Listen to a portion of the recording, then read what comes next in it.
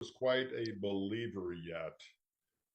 What got me was when your cat, and then later your dog, was at the house, and I'm down in that, which then became the study because we moved you out of that basement, is their reaction to what was behind me, which was towards the rec room where the toys were at, Mhm.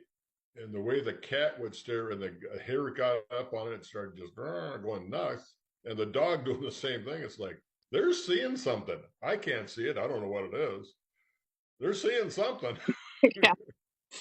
and it's not a physical thing. It's not a person that's back there. So what the heck is it? So. But yeah, that particular instance with you, I can't really comment on it too much. Yeah. I think from my memory, it was that I had turned on my like boombox pretty loud and turned on the lights, and you came downstairs, and I think it was after your coworker or friend, their kid had been attacked, Yeah, and you realized you couldn't hear the music I had playing. right. I just remember that being part of the conversation. Like, I can't hear you down here. Yeah, so that's bad. It's Yeah, like you're coming somebody up. breaks in down there, I won't know. Yeah. Kind of. Interesting. Interesting. Interesting. I think one of the things that I think is interesting that I feel like a lot of people don't understand is that yeah, you're not haunted all the time, but especially like with sleeping, like you were mentioning with you and mom, you hear stuff and then you just kind of roll over and try to go back to sleep or go back to sleep or just kind of like even during the daytime if you hear it, you're like, whoop, Yeah, oh guys, hey, like give me some space. I just think it's interesting. Like a lot of people, I feel like have trouble processing that it's not really. I don't know if it's dissociating, but just that like you get so used to it that it's not this like life altering, world stopping thing. yeah. Well, this kind of goes against your timeline, but I'd like to lay the background for this.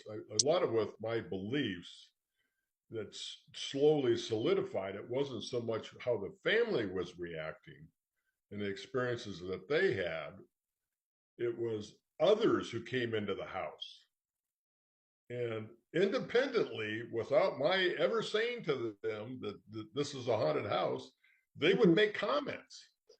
And I think John's friend Brian, who came over there one time, was just literally freaked out. And when he spent the night down in the basement, and he basically came back to the house and told my wife that he would never ever sleep in that house again. It was horrifying. He was chased out of the house, you know, mentally anyway, chased out of Mentally, the house and down through the drainage ditch, and there was something horrible following him, and he was done. That was it. He wasn't going to do it. And then any contract we did, whenever we did work on the house, is when things got the most active, yeah. Hmm. and contractors that would show up and make comments about things. I mean, one was the one example of the noises and stuff. This was years later. We had the entryway, which was a tall 20-foot ceiling with a staircase going up it, and we had it repainted by the specialist who does the specialty painting. And he came in the house and was working on it. Of course, we're off at work, and he just he felt there was somebody behind him, and he was so freaked out he just dropped his brush, ran out the front door, jumped in his truck, and took off. And he said I wasn't going to come back. And then he realized I left my brush, the paints out, all that stuff. He said I can't leave it like that. So then he came back and cleaned up. And then I came home and saw him. He says, "You didn't tell me this house was haunted." It's like, no, I didn't. But I didn't. Some people don't.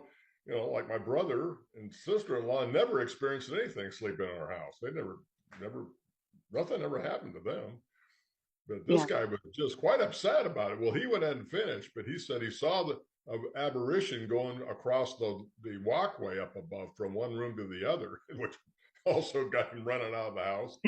Yeah. Um, our contractor who finished the basement, he had a Native American who was coming to do the drywall in the basement, and it's a walkout basement. So he walks down the back, well, comes around to the back, and then he just stops and tells our general contractor, he says, "I'm not doing this work. I won't come in this house. It's bad spirits here. I won't do it." And he Yeah. left. And Dave's like, "What the heck?" and our main contractor was, he kind of knew things, because things would kept, his tools got moved, things disappeared, this stuff, all kinds of strange things happened to him while he was working on the basement. And he was one that came to me too. He says, "You didn't tell me this house was haunted." It's like, yeah, well, some people are affected, some aren't. And so, but he was able to just, he just went on with it anyway. So yeah, there were some weird things that happened, but I'm gonna, keep on going and finish the work. Yeah. So, but then other contractors he had, they didn't say anything. So, it's just, I think it depends on how sensitive you are, what your sixth sense is to pick those things up. And I think some people just, they don't have that. They don't sense anything or feel anything. So we'll Um, let you into the spirit world, I'm saying. yeah. I think it's interesting also, like, speaking of that general, I know which general contractor you're talking about, but he did so much work on the house between like the back deck and the bathrooms and The kitchen, yeah. the kitchen and stuff, like, and he was affected every time. It's kind of interesting that he continued coming back even though. Yeah, and that's a good explanation as to why didn't we move? Well, he kept coming back and working there, and he Yeah. accepted it. He figured, well, if you guys are living here, it's not going to be that bad. So, he persevered on, even though he had strange things happen to him. And he had this little man, this little Duplo, whatever figure he found in the basement, buried in a wall. And so he would Buried in a put, wall. I'm just going to repeat that. Was buried in a wall. It was oh, not whatever. ours. Yeah, right. In a wall. Mostly didn't belong to your kids. Yeah. And he would put that in different places when he left work, when he left the house, and he come back the next morning and it was moved. And so he kind of was blaming me that, why do you keep messing with me, moving the stuff around?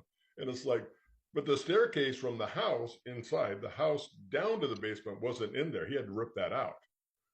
So there was no, you would have to drop down into the basement or go around and come in the back door, the back slider.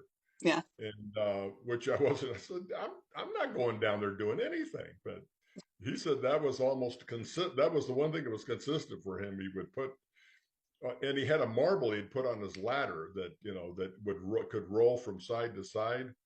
But he'd have it all centered up and nice, so it wouldn't move. And of course, we didn't have any earthquakes or anything. But that marble was always moved, and sometimes it was down several different rungs too. So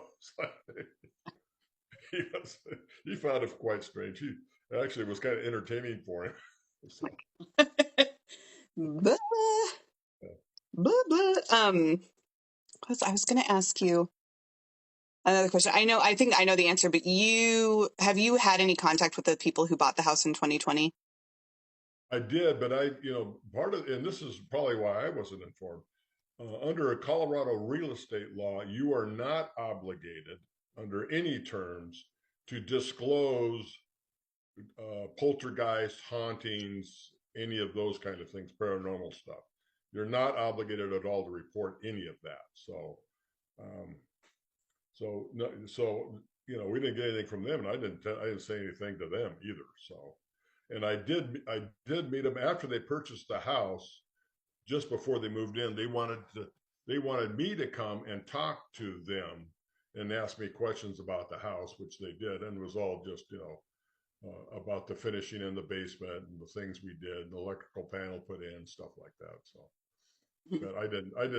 But like I said, some people, my brother and sister-in-law, friends that would come stay with us. Your mother-in-law, my mother-in-law, your grandmother, that they would nothing. They experienced nothing. So